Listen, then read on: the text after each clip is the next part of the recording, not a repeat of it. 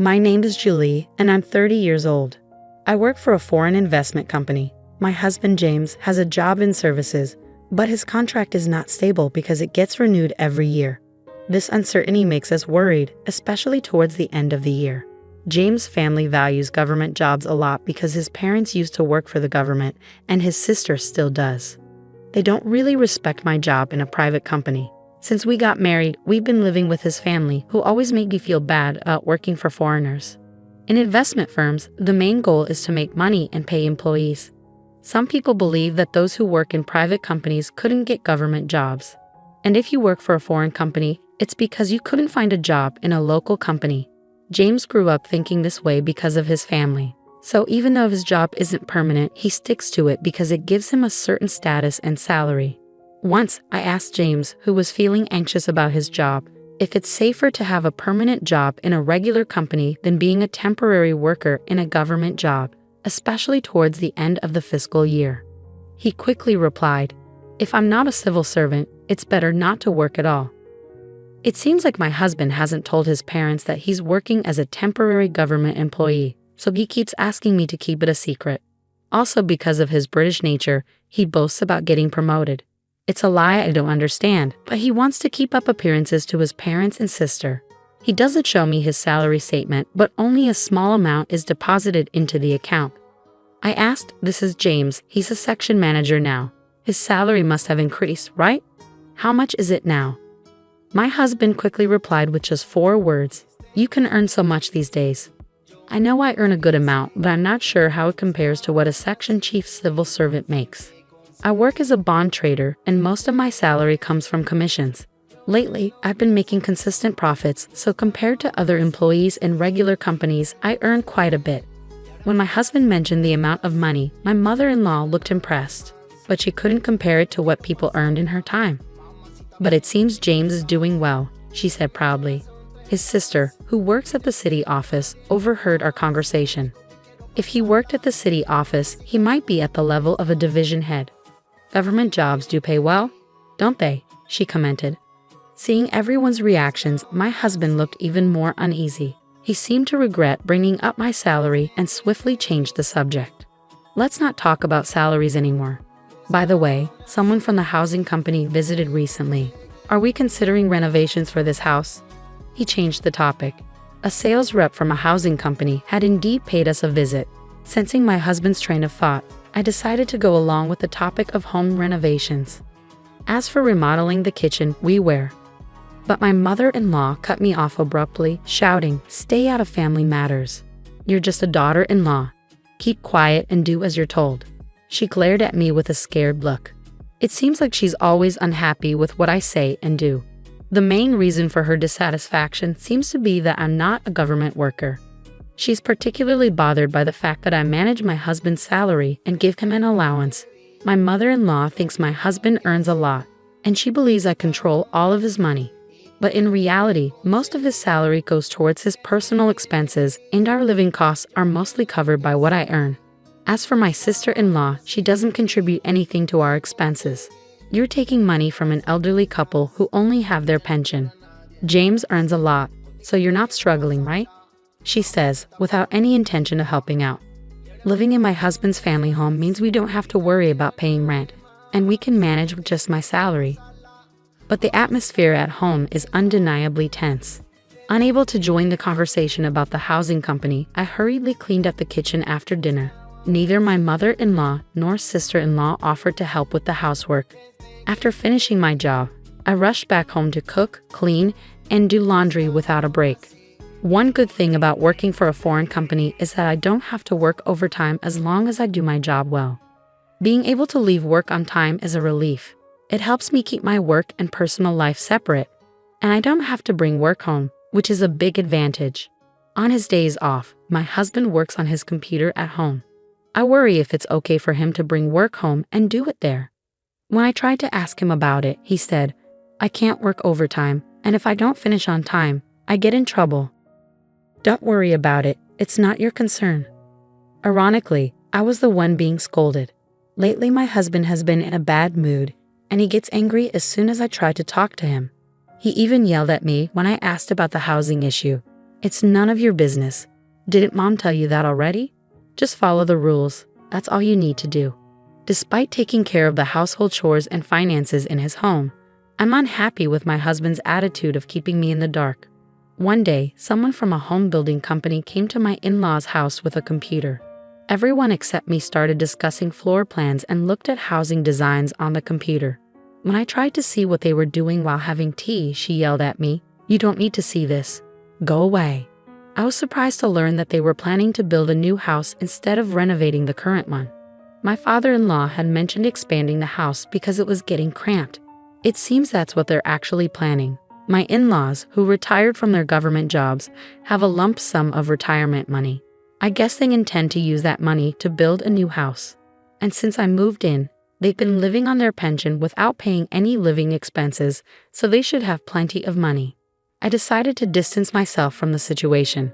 What worries me is whether my sister-in-law plans to live in the new house too. She's 28 years old and could get married, but there's been no talk of that, so I assume she'll be living in the new house.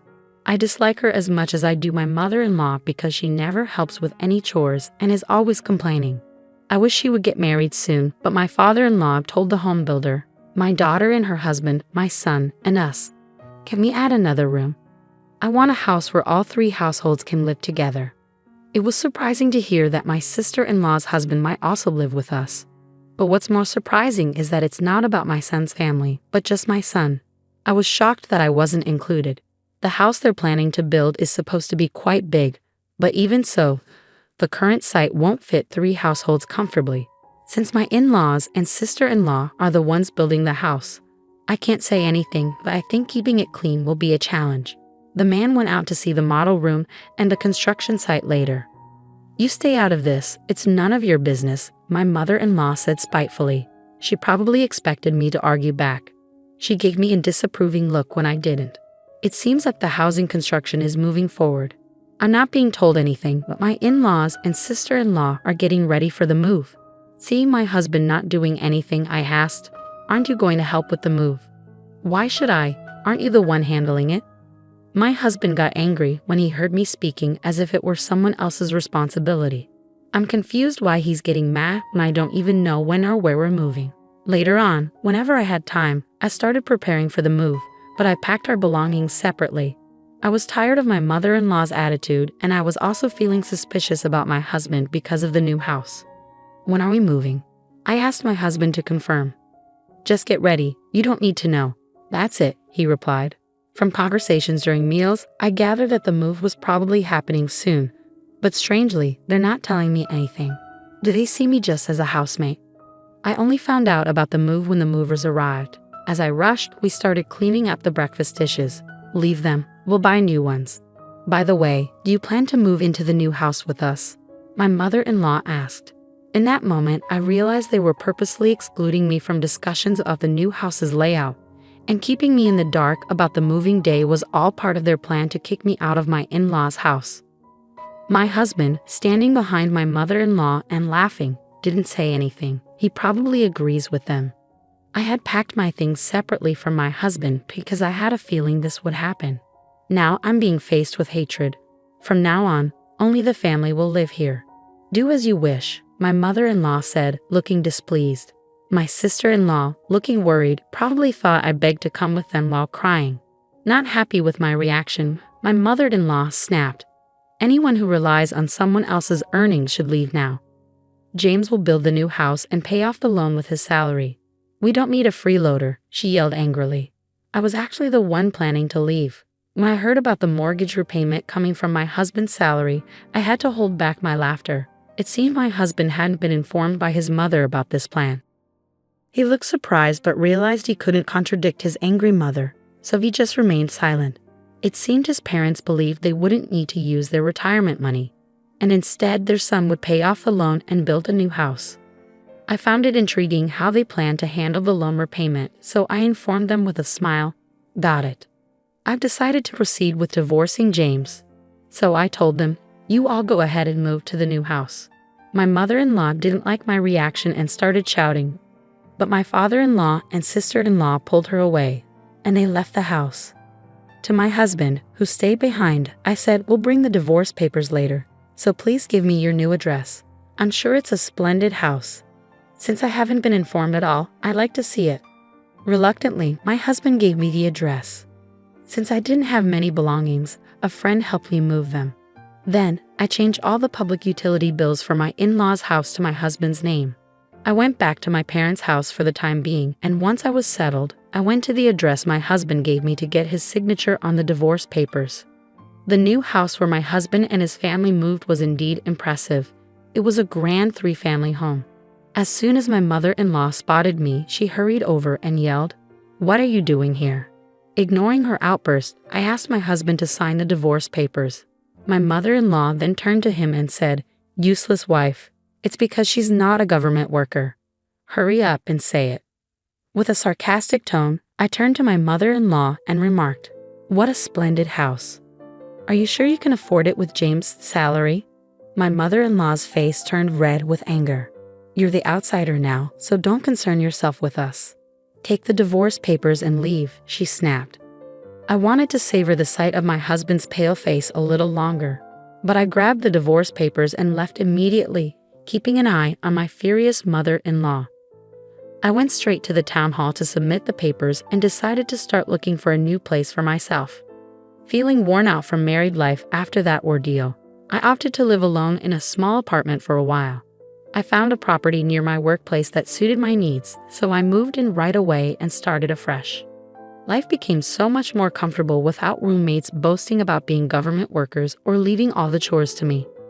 Just as I was starting to put my husband out of my mind, I suddenly received a call from an unfamiliar number. "I can't pay the loan, Julie. Will you come back to me? I'm calling from a friend's phone. I can't afford to pay the mortgage, electricity, water bills, or even my phone bill," my ex-husband said, his voice breaking with tears. I assumed he could ask his family for help, so I suggested, "Your sister has a stable job, and your parents are retired with pensions. They should have some savings, right?" When I dismissed his plea, my husband reluctantly confessed, "Actually, they don't have any savings left. My sister has debts and no extra money." Listening to my husband, it became clear that their retirement savings were nearly wiped out due to investment fraud, and his sister, who lived with their parents, had racked up significant debt by overspending on credit. This proud family of civil servants had nothing to hide. While I was living with them, they might have been able to keep it under wraps. But now that they've moved to a new house, they seem to be struggling to manage their lives and reach out to me out of desperation.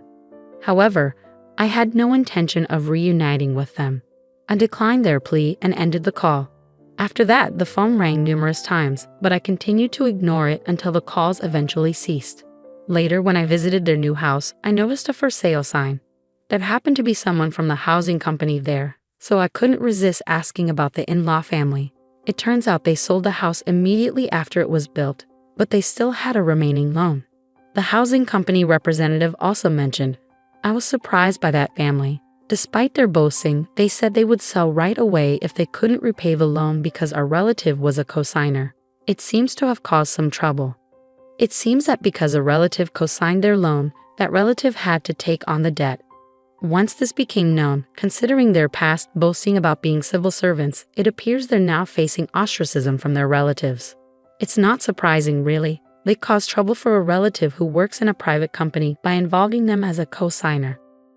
As I relaxed on my sofa at home, I couldn't help but laugh at the absurdity of imagining what my ex-husband and his family, who no longer had anyone to boast to about being civil servants and were now seen as a nuisance by their relatives, might be going through.